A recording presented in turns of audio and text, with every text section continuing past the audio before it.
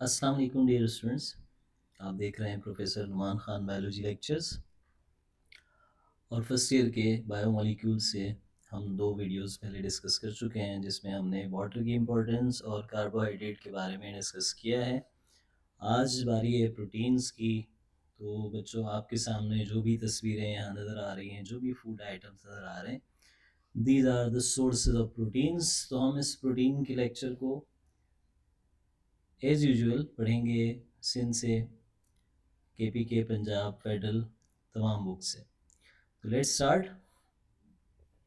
सबसे पहले तो बच्चों यहाँ आपके सामने प्रोटीन्स की बेसिक कैरेक्टरिस्टिक्स बताए जा रहे हैं। तो पहले तो ये कि प्रोटीन्स का नाम प्रोटीन्स क्यों रखा गया, तो प्रोटियोज वर्ड से लिया गया जिसकी मीनिंग है फर्स्ट रैंक।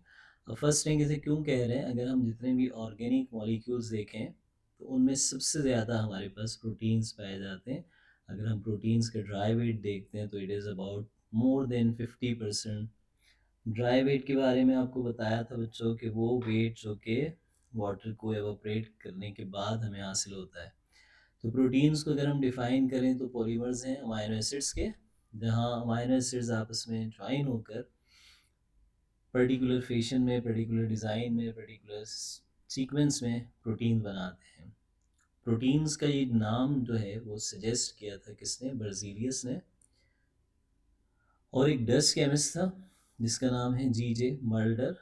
1883 में इसने प्रोटीन्स की इम्पोर्टेंस बताई थी कि ये वाइटल कंपाउंड्स हैं।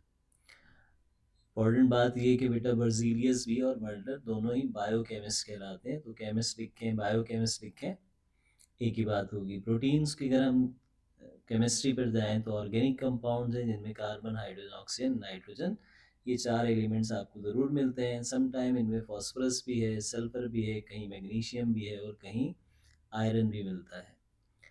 तो नाइट्रोजन की प्रेजेंस की वजह से इन्हें हम नाइट्रोजिनस कंपाउंड भी कहते हैं।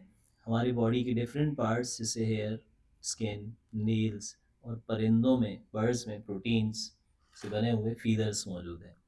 और जो फूड सोर्सेज हैं, अभी आपने तस्वीर भी देखी थी, एग, मीट, फिश, मिल्क और पल्सेस। पल्सेस दालों को कहते हैं, ये मेजर सोर्सेज होते हैं प्रोटीन्स के। तो मज़ीद बात को आगे बढ़ाते हैं, ये हमारी सिंध की बुक से, यहाँ भी तकरीबन वही बातें हैं बेटा कि प्रोटीन्स को हम डिफ़ाइन कर रहे हैं। Polymers specific amino acid arrange हैं। Proteins most important organic compound हैं क्योंकि सेल जो भी अपनी एक्टिविटी परफॉर्म करते हैं वो प्रोटीन्स की मदद से, और मेजर कंस्टिट्यूएंट है ड्राई वेट। तो इन्होंने परसेंटेज नहीं लिखी, बाकी वही बात की है। देखें, कार्बन, हाइड्रोजन, ऑक्सीजन, नाइट्रोजन है, समटाइम सल्फर, फास्फोरस भी है। नाइट्रोजन की वजह से नाइट्रोजिनस कंपाउंड भी कहते हैं। और प्रोटीन्स हमारे बेसिक बिल्डिंग ब्लॉक्स हैं। यहाँ मैं ये सारी बातें मैं पहले ही डिस्कस कर चुका हूँ। अब थोड़ी सी केमिस्ट्री हम समझेंगे अमाइनो एसिड्स की। तो अमाइनो एसिड्स क्या है?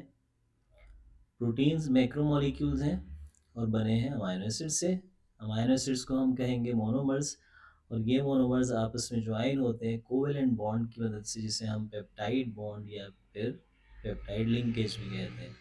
तो कह रहे जैसे हमने डिफाइन किया है ऊपर कि जितनी भी प्रोटीन्स हैं उनमें यूनिक सीक्वेंस मिलती है अमाइनो एसिड्स की, जो हर एक अमाइनो एसिड या प्रोटीन को यूनिक प्रॉपर्टी देती है। There are 20 basic amino acids जो कि हमारी प्रोटीन्स में वायरस ह्यूमन पाए जाते हैं। अब थोड़ा सा यहाँ डिस्टिंक्शन है कि जैसे अगर हम पंजाब की बुक देखेंगे, आगे मैंने लिखा भी है, वहाँ पर आपको बताएंगे ओवरऑल 170 टाइप्स के अमाइनो एसिड हैं। 25 जो हैं ये डिफरेंट ऑर्गेनिजम्स में मौजूद हैं, और लिविंग थिंग्स में, यानी अगर हम बात करें हमारे पास और स्पेशली ह्यूमन बींग्स में, तो वो 20 अमाइनो एसिड्स है जो डिफरेंट प्रोटीन्स को बनाते हैं। तो देखते हैं उस बात को भी। अमाइनो एसिड्स क्या है बेटा? ऑर्गेनिक कंपाउंड्स है जिसमें एक अमाइनो ग्रुप होगा NH2, इसका काम बेस के तौर पर होगा, और एक कार्बोक्सिलिक एसिड होगा COOH। तो ये देखें आप, ये है आपके कार्बोक्सिलिक एसिड, ये है आपके अमाइनो, और जिस सेंट्रल कार्बन पर ये अटैच होते हैं, इस सेंट्रल कार्बन को अल्फा कार्बन कहते हैं। तो ये कह रहे हैं both are chemically bonded to an asymmetric carbon. Asymmetric का मतलब है ये होता है बेटा जहाँ हर एक अटैचमेंट सेम ना हो, सिंपल ऐसे याद रख सकते हैं आप। तो जनरल स्ट्रक्चर जो है इसकी आपको दी गई है। अब आप देखें यहाँ पर एक कार्बन के साथ अमाइन और टीएच है, एक कार्बोजाइल, एक हाइड्रोजन है और एक वेरिएबल ग्रुप। तो मैंने आपको कहा था टोटल अमाइनो एसिड्स कितने हैं, 170 टाइप्स के। अब जितने भी अमाइनो एसिड्स हैं सबका फार्मूला सेम रहेगा, लेकिन सिर्फ रेडिकल ग्रुप जो ये आर ग्रुप है ये डिफरेंट होता रहेगा, तो अमाइनो एसिड डिफरेंट हो जाएंगे। फॉर एग्जांपल अगर आप देखें तो ग्लाइसिन एक अमाइनो एसिड है, इसमें रेडिकल क्या यूज हुआ है बेटा, एच। इसी तरह एलानिन एक और अमाइनो एसिड है जिसमें मिथाइल ग्रुप CH3 अटैच हुआ है और CH2OH अटैचमेंट से ये अमाइनो एसिड बन जाता है सेरीन। तो जितने भी अमाइनो एसिड्स हैं वो सिर्फ एक वजह से डिफरेंट है। कौन सी वजह है वो सिर्फ और सिर्फ आर ग्रुप है। अब अगर हम पेप्टाइड लिंकेज की फॉर्मेशन देखें और ब्रेकडाउन देखें तो यहाँ इन्होंने फॉर्मेशन की बात की है, उसी तरह आप ब्रेकडाउन को भी याद रख सकते हैं। प्रोटीन्स या पॉलीपेप्टाइड चेन कैसे बनती हैं, जब अमाइनो एसिड ज्वाइन होंगे। अब आप यहाँ से इसे समझने की कोशिश करें। देखिए ये हमारे पास था एक कार्बोदाइल और ये था हमारे पास NH2 अमाइन। अब इसका OH और इसका H यहाँ से रिमूव होंगे, किस फॉर्म में, वाटर की फॉर्म में। ये देखिए यहाँ वाटर रिमूव किया है इन्होंने और इस कार्बन यानी C डबल बॉन्ड O के साथ ये नाइट्रोजन अटैचमेंट होगी। अब ये जो COONH बॉन्ड बन रहा है बेटा, ये देखें यहाँ, इस बॉन्ड को हम पेप्टाइड लिंकेज कहते हैं, क्योंकि जब भी लार्ज मॉलिक्यूल बनते हैं तो हमने पढ़ा था कि कंडेंसेशन होगी, डिहाइड्रेशन भी होगी, सिंथेसिस भी होगी, वही हो रहा है यहाँ भी। अब देखें अगर हमारे पास एक ग्लाइसिन था अमाइनो एसिड, दूसरा एलानिन था, तो दो अमाइनो एसिड के मिलने से जो मॉलिक्यूल बनेगा उसे हम कहते हैं डाइपेप्टाइड। इस डाइपेप्टाइड का नाम है ग्लाइसाइल एलानिन। अब ये याद रखना है बेटा, अगर आपसे पूछा जाए डाइपेप्टाइड मॉलिक्यूल में पेप्टाइड लिंकेज कितनी होती है, डाइपेप्टाइड मॉलिक्यूल में पेप्टाइड लिंकेज कितने, तो देखिए लिंकेज एक ही है, यानी पेप्टाइड बॉन्ड एक है, अमाइनो एसिड दो मिले हैं, दो अमाइनो एसिड से मिलकर डाइपेप्टाइड बना है। डाइपेप्टाइड एक अमाइनो ग्रुप है जिसमें एक एंड जो है वो कार्बोजाइल है, ये देखें ध्यान से, ये कार्बोजाइल है। और दूसरी तरफ एक और मॉलिक्यूल है, एक्चुअली हम नाइट्रोजन ग्रुप कहते हैं, ये अमाइनो ग्रुप यहाँ लिखना चाहिए था, इन्होंने लिखा नहीं है, असिबल की लिखा है, सॉरी। डाइपेप्टाइड है then amino group at one end, एक एंड पर अमाइनो ग्रुप है, तो इसको हम एन लिंकेज या एन टर्मिनल कहते हैं, और यहाँ COOH है तो इसे C टर्मिनल भी कहते हैं, ठीक है। अभी कह रहे हैं in this way both reactive parts are again available, तो अब फिर से ये दोनों अवेलेबल हैं। अब फिर से कोई भी नया अमाइनो एसिड इसमें कंबाइन होगा तो सेम रिएक्शन होगा। तो अगर 3 अमाइनो एसिड जुड़ेंगे तो ट्राईपेप्टाइड, 4 जुड़ेंगे तो tetra, penta and leading to polypeptide chain, यानी जितने number of amino acid add होते जाएंगे उसी तरह का मॉलिक्यूल बनेगा। पॉलीपेप्टाइड चेन को हम ब्रेक कर सकते हैं सिंपली हाइड्रोलाइसिस की मदद से, हाइड्रोलाइटिक एंजाइम्स चाहिए होंगे। अब प्रोटीन की जो बड़ी चेन्स होती हैं ये स्मॉल चेन्स में टूटती हैं, जिसमें मोर देन 10 अमाइनो एसिड्स होते हैं, तो उन्हें हम पेप्टोन्स कहते हैं। डाइजेस्टिव सिस्टम में ये टर्म हमने पढ़ी थी। फिर पेप्टोन्स को फर्दर हाइड्रोलाइज करते हैं तो स्मॉल यूनिट्स मिलते हैं, अमाइनो एसिड्स या पेप्टाइड, डाइपेप्टाइड्स कह लें या पेप्टाइड मॉलिक्यूल मिल कह लें। फिर पेप्टाइड्स को अगर हम हाइड्रोलाइज करते हैं तो हमें मिलते हैं फाइनली अमाइनो एसिड्स। अब यहाँ पर एक साइंटिस्ट का नाम है जो है फ्रेडरिक सेंगर, ठीक है। फ्रेडरिक सेंगर जो है बेटा ये डबल नोबेल प्राइज़ विनर है बायोलॉजी में, पहला नोबेल प्राइज़ इन्हें मिला था अमाइनो एसिड की सीक्वेंस बताने के लिए, और दूसरा इन्हें नोबेल प्राइज़ मिला था DNA की सीक्वेंस बताने के लिए भी। तो फ्रेडरिक सेंगर ये कह रहे हैं फर्स्ट साइंटिस्ट था जिसने अमाइनो एसिड्स की सीक्वेंस बताई थी, और इसने ये सीक्वेंस हमें कहाँ बताई थी, इंसुलिन में। ये आपके सामने इंसुलिन का स्ट्रक्चर है, और इंसुलिन के पास दो चेन है, ए और बी चेन। अगर हम ए चेन को देखें तो इसमें 21 अमाइनो एसिड्स हैं, और बी चेन को देखें तो इसमें 30 अमाइनो एसिड्स हैं।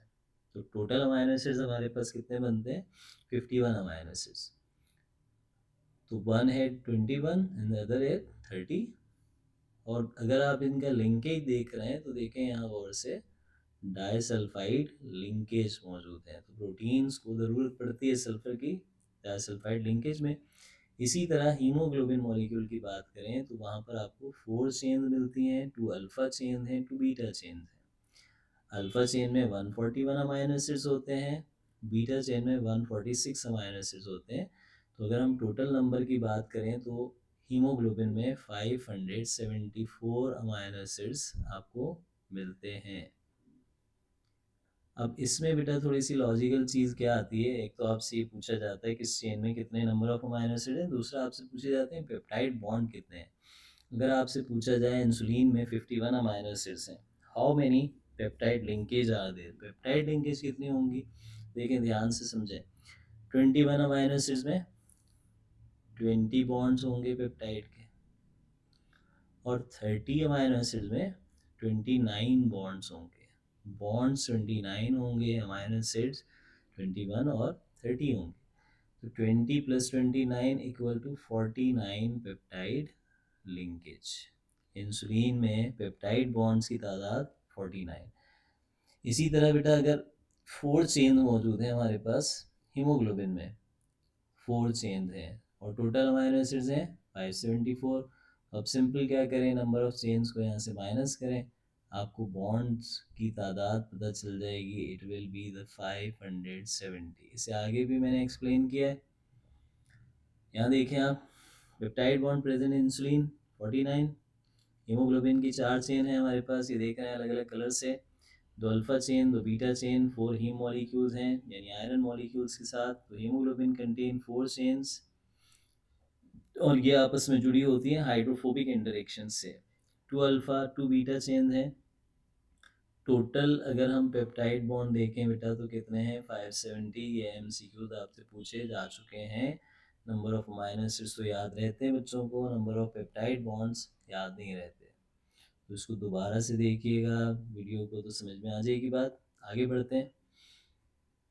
अब ये कह रहे हैं ह्यूमन बॉडी में मोर देन 10,000 प्रोटीन है। ये प्रोटीन्स जो हैं वो बनी हुई हैं 20 अमाइनो एसिड से। अब किस तरह से बनते हैं प्रोटीन बेटा, सबसे पहले डीएनए जीन के तौर पर काम करता है, या हम ये कह दें कि सेगमेंट्स जो हैं डीएनए के वो जीन के तौर पर काम करते हैं। तो डीएनए बनाते हैं आरएनए, इसे हम कहते हैं ट्रांसक्रिप्शन। फिर ये आरएनए राइबोसोम्स के पास जाते हैं ताकि प्रोटीन बना सकें, इसे कहते हैं ट्रांसलेशन। तो ये कह रहे हैं the arrangement of amino acid protein molecule highly specific, बहुत ज़्यादा स्पेसिफिक है हर प्रोटीन में। अगर ये सीक्वेंस अमाइनो एसिड की ज़रा बराबर भी चेंज होता है तो प्रोटीन अपना नॉर्मल फंक्शन नहीं कर पाती। अब इन्होंने एक बेस्ट एग्जांपल दी है सिकल सेल एनीमिया की। एनीमिया कहते हैं less number of RBCs, sickle cell कहते हैं आरबीसीज की शेप खराब हो जाना या सिकल शेप हो जाना। तो आप यहाँ देख रहे हैं ये सिकल शेप आरबीसीज यहाँ मौजूद है। अब होता क्या है बेटा, यहाँ एबनॉर्मलिटी आती है हीमोग्लोबिन में क्योंकि एक अमाइनो एसिड चेंज हो जाता है। होता क्या है बेटा, अमाइनो एसिड के सीक्वेंस में देखेंगे नंबर 1 है, ये नंबर 2 है, ये नंबर 3 है, ये नंबर 4 है। एक्चुअली ये 6 पोजीशन पर आना था लेकिन हमारी बुक ने इसे बहरहाल 5 पर आ रहा है। ये 6 नंबर पोजीशन पर होता है, मैं आपको दूसरी तस्वीर से आगे समझाऊंगा।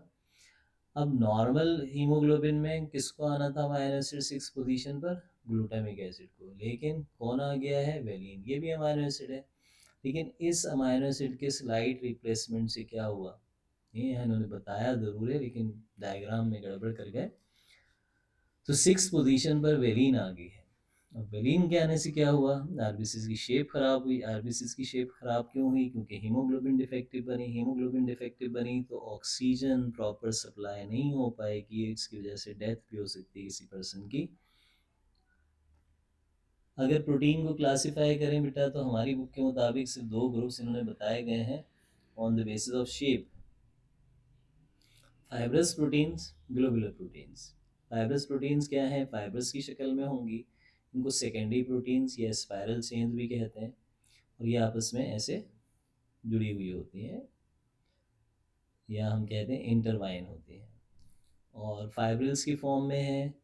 याद रखना है ये प्रोटीन इनसॉल्युबल है वाटर में, नॉन क्रिस्टलीन है, इलास्टिक नेचर में है। आप आसान सी बात है, आप अपने हेयर्स को याद रखें, आपके जो हेयर्स हैं पानी में सॉल्युबल भी नहीं होते, नॉन क्रिस्टलाइन है और इलास्टिक नेचर में होते हैं।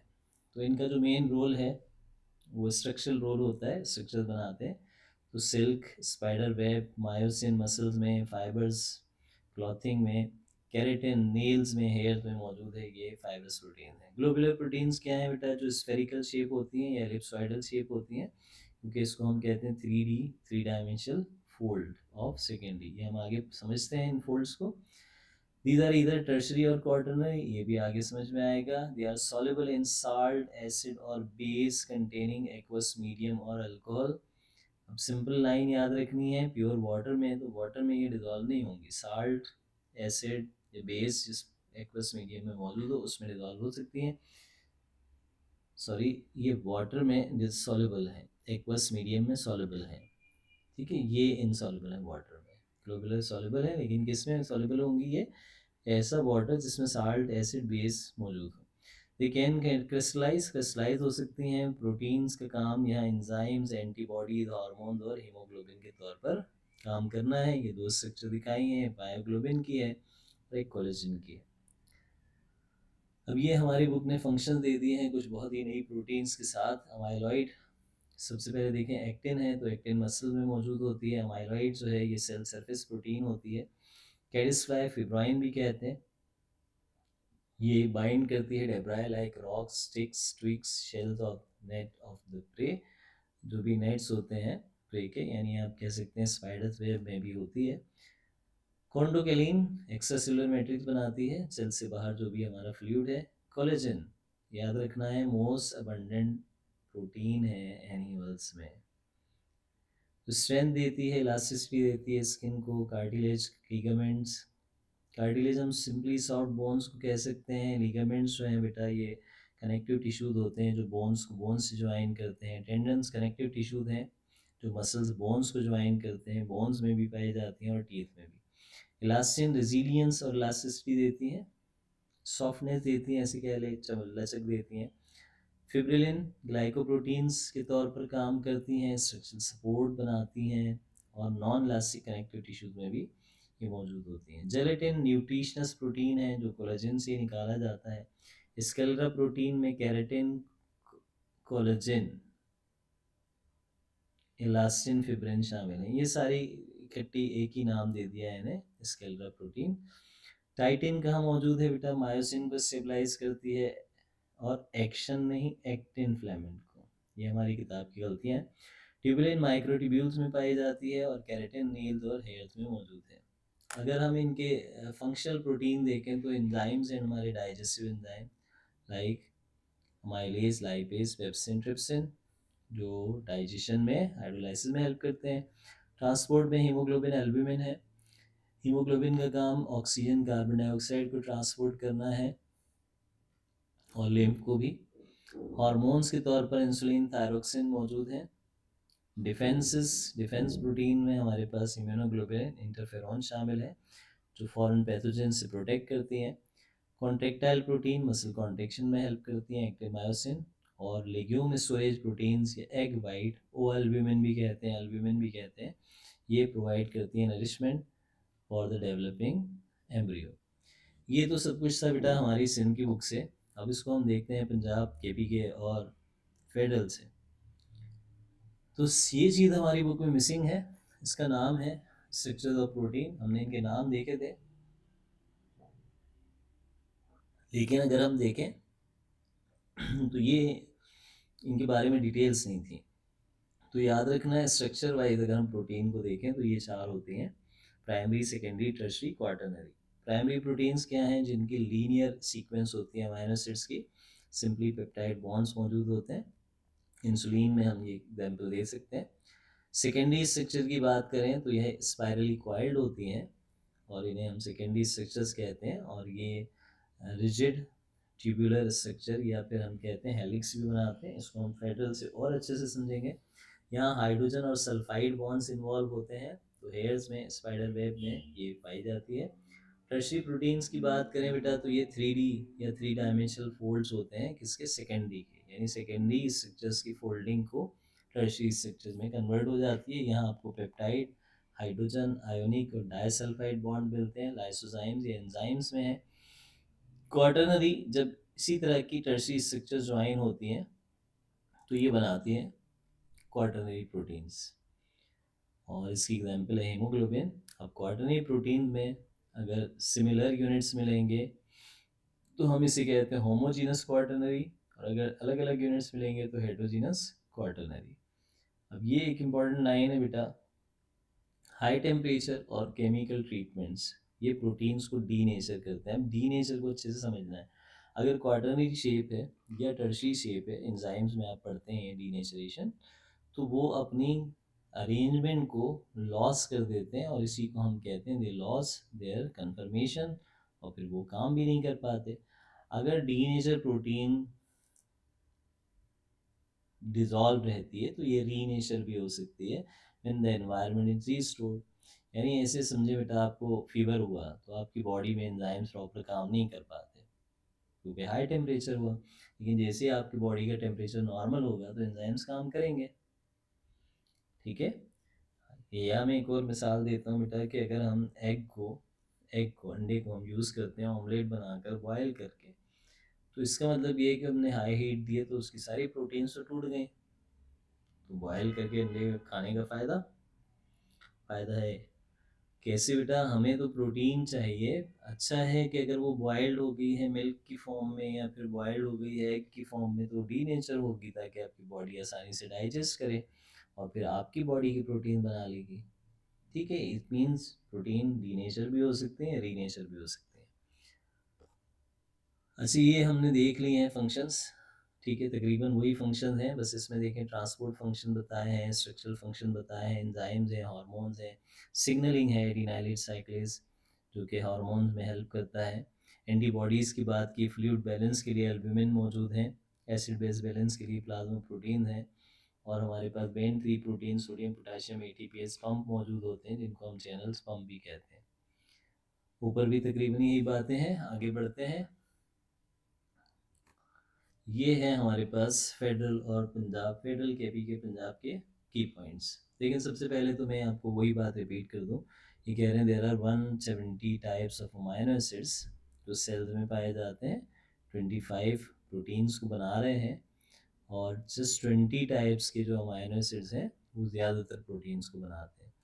तो प्रोटीन का इंट्रोडक्शन में कोई नई बात नहीं है बेटा, सेम टू सेम है। आपको ये की पॉइंट्स की शक्ल में मैंने दे दिए हैं, बस इन्होंने बताया है कि कुछ प्रोटीन में आयरन भी है, आयोडीन भी है, मैग्नीशियम भी हो सकता है। इसी तरह आप देखें तो इन्होंने एक सेंट्रल कार्बन, अल्फा कार्बन, उस पर एक अमाइनो ग्रुप, एक COOH, एक R और एक हाइड्रोजन अटैच है, और हमने कहा था कि R ग्रुप चेंज करते जाएं तो अमाइनो एसिड चेंज हो जाएंगे। वही एग्जाम्पल अब इन्होंने भी वही फॉर्मेशन बताई है पेप्टाइड बॉन्ड की किस तरह बनेगा। देखें यहाँ इन्होंने OH को निकाल दिया है, ठीक है, और ये बॉन्ड आपके पास पूरा क्या कहलाता है, यहाँ भी दिखाया है इन्होंने CONH। इसको हम पेप्टाइड भी कहते हैं बेटा, और केमिस्ट्री में एक और नाम दिया जाता है अमाइड बॉन्ड, अमाइड।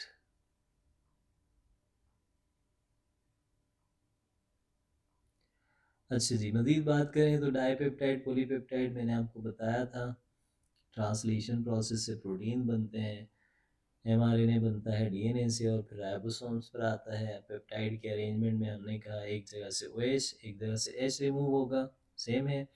डाईपेप्टाइड के दो एंड्स हैं बेटा, एक N टर्मिनल है और एक C टर्मिनल है, ठीक है। A new amino acid can be added in this situation from its C और टर्मिनल एंड। तो ये कह रहे हैं नेक्स्ट अमाइनो एसिड यहाँ अटैच होगा, ठीक है, डाईपेप्टाइड में इस तरह अटैच होगा। आगे बढ़ें तो देखें बेटा, स्ट्रक्चरल कन्फर्मेशन में हमने प्राइमरी की बात की, मैंने कहा था यहाँ आपको कुछ चीज़ें बताएंगे। तो प्राइमरी कह रहे हैं लीनियर पॉलीपेप्टाइड है जिसमें specific sequence and number of amino acid मौजूद है, यानी आपको इसकी नॉन सीक्वेंस होती है, आसानी से इसे याद रख लें। तो जितनी भी प्रोटीन्स हैं सबसे पहले बेटा वो क्या बनाती हैं, सबसे पहले प्राइमरी बनाती हैं, उसके बाद सेकेंडरी बनती हैं, फिर सेकेंडरी से टर्शरी उनकी फोल्डिंग होती है और फिर वो क्वाटरनरी बनती है। तो synthesis of protein does not remain its primary structure but can be change into some other structures, तो मैंने भी बात की। सेकेंडरी स्ट्रक्चर अल्फा हेलिक्स भी है। देखो ये वाली सिंगल चेन अगर आपको स्पाइरल नज़र आती है तो इसको कहते हैं अल्फा हेलिक्स, और अगर ये इसी तरह से डबल होती हैं तो इसे बीटा प्लीटेड शीट भी कहा जाता है। और ये कैसे बनती है, हाइड्रोजन बॉन्ड्स इनके दरमियान में अटैच होते हैं। अब यहाँ थोड़ी सी एक और बात है, एक्स्ट्रा पॉइंट है जो आपको याद रखना है, यूजुअली कॉइल इनटू हेलिक्स, ठीक है, सेकेंडरी प्रोटीन में। और ये alpha helix it involve spiral formation of basic polypeptide chain. Alpha helix is very uniform geometric structure with 3.6 amino acid in each turn. तो अप्रॉक्सीमेट हम कहते हैं 3.6, ये नंबर आप याद रखेंगे सेकेंडरी में, 3.6 अमाइनो एसिड्स पर ज्योमेट्रिक या पर स्पाइरल चेन, ठीक है, पर हेलिक्स ऐसे याद रख लें, ट्रांस में याद रख लें। टर्सरी की बात की थी हमने बेटा, ठीक है, ग्लोबुलर स्ट्रक्चर बनाती हैं। क्वार्टरनरी हमने कहा था जब टर्सरी आपस में मिलती हैं तो क्वार्टरनरी। और यहाँ देखें हमने फिर से वही बात लिखी है कि ये आपस में अटैच होती हैं हाइड्रोफोबिक इंटरेक्शन से। तो यहाँ अगर आप ध्यान से देखें तो यहाँ आपको प्राइमरी स्ट्रक्चर, सेकेंडरी स्ट्रक्चर जिसमें हाइड्रोजन बॉन्डिंग दिखाई जा रही है। टर्सरी में अगर आप देखें तो यहाँ पर आपको 3 डायमेंशनल शेप। तो देखिए यही बात थी, प्राइमरी से सेकेंडरी, सेकेंडरी से टर्सरी, टर्सरी से क्वार्टरनरी। ये वाली बात हमने कर ली है बेटा। फ्रेडरिक सेंगर ने हमें बताया था 51 अमाइनो एसिड थे 2 चेन्स के साथ, 21 और 30। इसी तरह हमने कहा कि 574 अमाइनो एसिड्स थे हीमोग्लोबिन में, 4 चेन्स थी, 2 alpha 2 beta. Alpha chains contain 141, beta chain contain 146 amino acids. ये सब कुछ हमने देखा। इसी तरह बेटा ये सीक्वेंस की बात भी इसने की है, यहाँ इसे बेहतर तरीके से बताई है कि अगर अमाइनो एसिड्स की सीक्वेंस ख़राब होगी तो क्यों होती है, डीएनए में म्यूटेशन आती है। उस तरह की म्यूटेशन को पॉइंट म्यूटेशन कहते हैं। तो इसमें आरबीसीज की शेप ख़राब होकर डोनट जैसी लगती है, डोनट जैसी हो जाती है, या फिर हम कहते हैं ये डिस्क शेप या सिकल शेप है। तो मैंने आपको बताया था, देखें यहाँ पर जो चेन में चेंजेस आती हैं वो कहाँ आती हैं, ये देखें नंबर 6 अमाइनो एसिड। अगर 6 अमाइनो एसिड हमारे पास, और मेनली देखें ज़्यादातर कहाँ आती है, बीटा चेन में। 2 चेन थी ना, अल्फा और बीटा, बाकी चीज़ें सेम हैं, कोई फ़र्क नहीं है। सिकल सेल स्टिफ हो जाएंगे तो फिर ब्लड प्रॉपरली ये ऑक्सीजनेटेड ब्लड कैरी नहीं कर पाएंगे, ऑक्सीजन को कैरी नहीं कर पाएंगे, तो जिसकी वजह से क्या होगा, डेथ भी हो सकती है, लंग्स को भी अफेक्ट होगा। तो ये सिकल सेल एनीमिया में आप देख रहे हैं नॉर्मल आरबीसी और सिकल शेप आरबीसी। यहाँ भी आपके सामने ये तस्वीरें मौजूद हैं। तो आपको पहला तो याद रखना number of amino acid number 6, chain beta chain. Replacement कैसे हुई है बेटा, वेलिन ने जगह ले ली है किसकी, ग्लूटामिक एसिड की। अब ये कुछ और आपको क्लासिफिकेशन दी गई हैं, ठीक है, हमारे पास फेडरल की बुक में। फाइब्रस ग्लोबुलर, फाइब्रस के बारे में कहा, फाइब्रस शेप है, सेकेंडरी स्ट्रक्चर में पाई जाती हैं। ये इंसॉल्युबल है एक्वस मीडियम में, इलास्टिक नेचर है, क्रिस्टलाइज नहीं होती। Collagen, fibrinogen, actin, myosin, keratin इसमें आती हैं। ग्लोबुलर प्रोटीन की बात करें, स्फेरिकल ग्लोब्यूल शेप है, टर्शरी या क्वार्टरनरी स्ट्रक्चर में पाई जाती हैं, सॉल्युबल होती हैं एक्वस मीडियम में, इन इलास्टिक नेचर हैं और क्रिस्टलाइज हो सकती हैं। Enzyme, hormone, antibodies, channel protein. बाकी इन्होंने जो एग्जाम्पल दिए हैं बेटा, कोलेजन की एग्जाम्पल दी है, देखें जो मैट्रिक्स ऑफ बोन में पाया जाता है। इलास्टिन की एग्जाम्पल दी है, टेंडन लिगामेंट्स में। केराटिन हमने पढ़ा। हिस्टोन यहाँ एक नई चीज़ है जो हमारी किताब में नहीं है। हिस्टोन वो प्रोटीन है बेटा जो क्रोमोसोम्स को बनाती है डीएनए के साथ। बाकी एंजाइम्स के तौर पर काम करते हैं, हार्मोन्स के तौर पर, एंटीबॉडीज़ के तौर पर, हीमोग्लोबिन के तौर पर। फिब्रिनोजिन ब्लड प्लाज्मा में होती है जो क्लॉटिंग प्रोटीन है। ओवाल्ब्यूमिन, ओवाल्ब्यूमिन किस में पाई जाती है बेटा, एग वाइट में। और कैसीन जो है ये कहाँ पाई जाती है, मिल्क बेस्ड प्रोटीन है। तो ये 2 चीज़ें इसमें और मौजूद थी जो हमारी बुक में नहीं थी। तो यहाँ पर प्रोटीन भी हमारे कंप्लीट होते हैं। इंशाल्लाह नेक्स्ट वीडियो आपको लिपिड्स पर मिलेगी और फिर डीएनए को थोड़ा सा डिटेल में डिस्कस करेंगे। मैं बेटा वर्किंग कर रहा हूँ इन चीज़ों पर मज़ीद कि आपके लिए बेहतर से बेहतर चीज़ें पेश कर सकूँ। और फिर अगली जो वीडियोज़ होंगी इंशाल्लाह वो मैं काम कर रहा हूँ एमसीक्यूज़ पर। तो यानी जो कुछ आप पढ़ चुके हैं उससे रिलेटेड एमसीक्यूज़ भी आप सॉल्व करें और वो इसी तरह वीडियोज़ में ही मैं सॉल्व करके आपको समझाऊँगा। Till then, thank you so much. अल्लाह हाफिज़।